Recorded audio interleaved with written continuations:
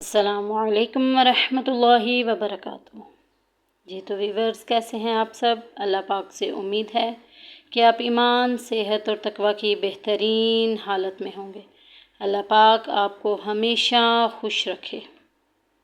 میرا آپ کے ساتھ یہ سفر قرآن پاک کی تجوید اور ترجمے کے ساتھ ہے۔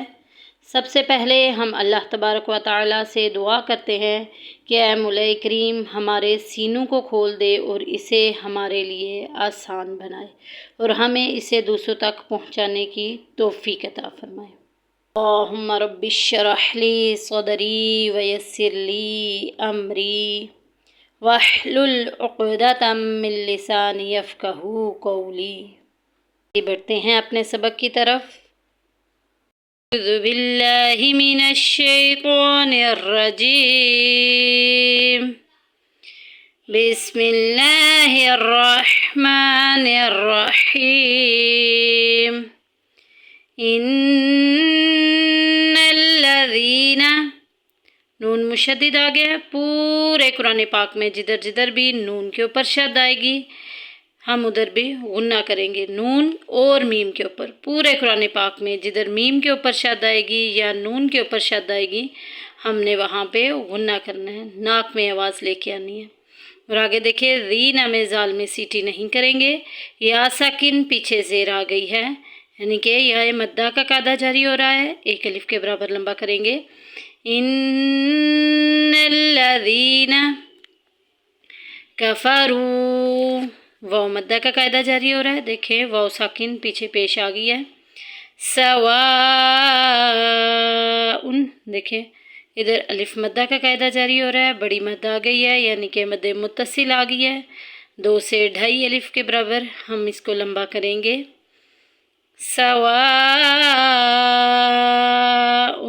علیہم، تقریباً 3 سیکنڈ تک ہم اس کو لمبا کریں گے۔ پیچھے سے روانی کے ساتھ پڑھتے ہیں۔ ان الذین کفروا سواء علیہم اانذرتہم، زر نہیں کرنا، آواز کو ہلانا بالکل بھی نہیں ہے۔ اانذرتہم، زرتہم، زر نہیں کرنا آپ نے۔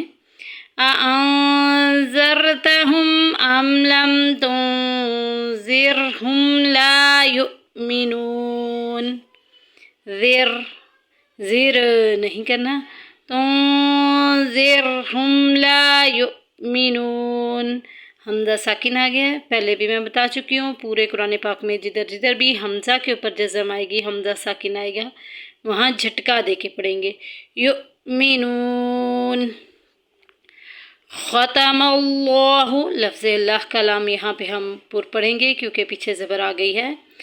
ختم اللہ علی قلوبہم، قلوبہم میں دیکھیں واو مدہ کا قاعدہ جاری ہو رہا ہے، واو ساکن پیچھے پیش آ گئی ہے۔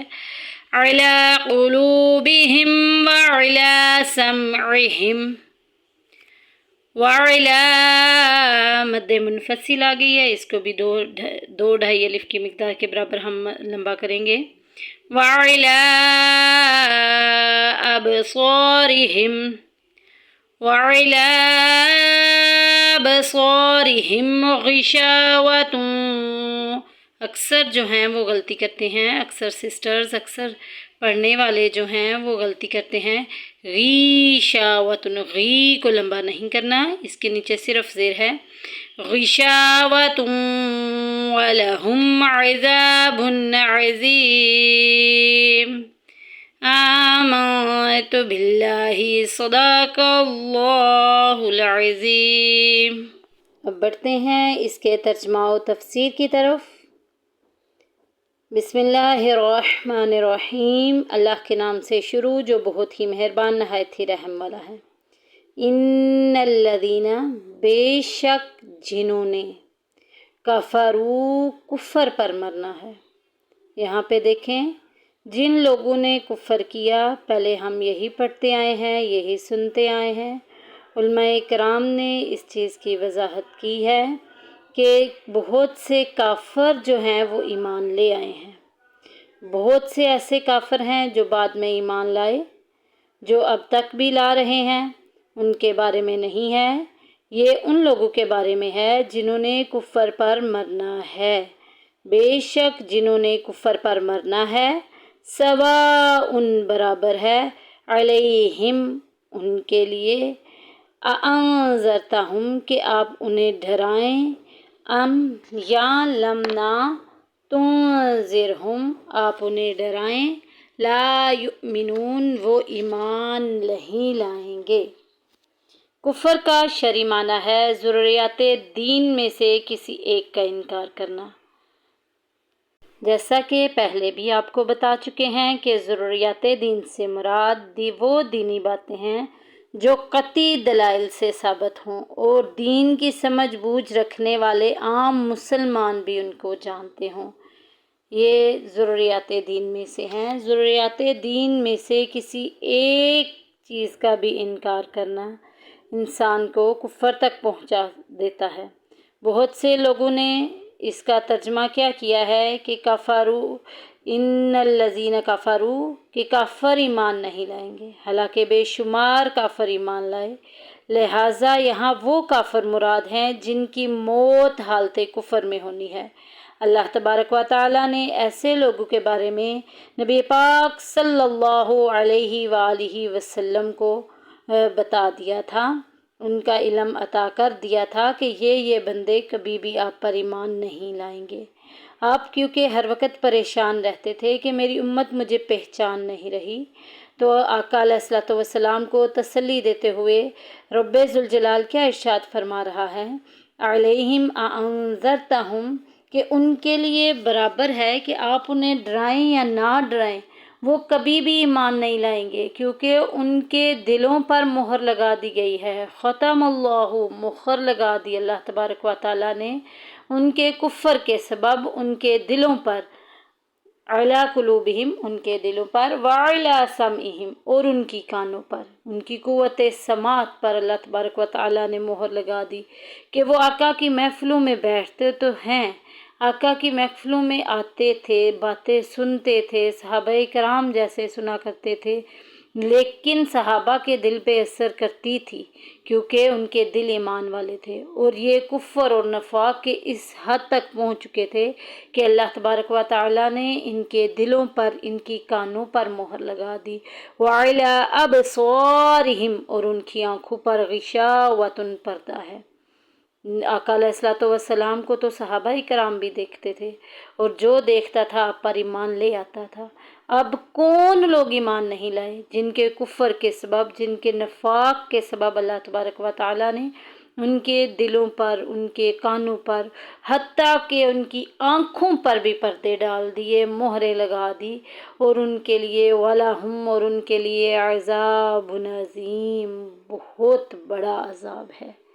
اور اس آیت میں یہ بھی واضح فرما دیا کہ کافر جن لوگوں کے دلوں پر اللہ تبارک و تعالیٰ نے مہر لگا دیا ہے، یہ کبھی بھی ایمان نہیں لائیں گے، کیونکہ ان کے سمجھنے، دیکھنے اور ہدایت قبول کرنے کے تمام باطنی راستے بند ہو چکے ہیں، اور یہ لوگ جو ہے یہ اٹل، یعنی کہ جو ضرور بر ضرور عذاب عظیم کے سزاوار ہو چکے ہوئے ہیں، ان پر یہ لازم ہو چکا ہے کہ انہیں ضرور بر ضرور جو ہے وہ بہت بڑا عذاب دیا جائے گا۔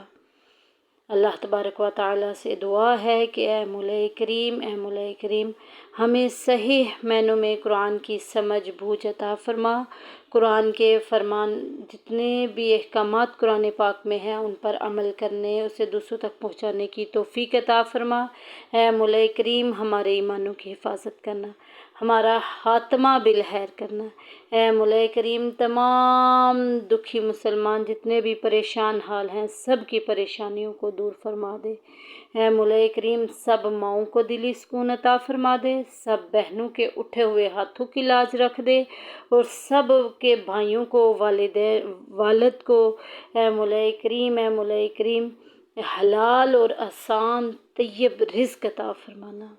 آمین وما علینا الا البلاغ المبین۔ اسی کے ساتھ اجازت دیجیے، انم فیصل کو دعاؤں میں یاد رکھیے گا اور میرے اس چینل کو لائک اور شیئر ضرور کیجیے تاکہ یہ تمام علم جو ہے اس سے دوسرے بھی فائدہ اٹھا سکے، کیونکہ ہم لوگ اس دین کے ٹھیکیدار نہیں ہیں، اور جس بندے کے پاس جتنا بھی علم ہو یہ اس کے پاس امانت ہوتا ہے اور اس نے آگے پہنچانا ہوتا ہے۔ امانت میں خیانت نہ کیا کریں، اس کو آگے ضرور بر ضرور پہنچ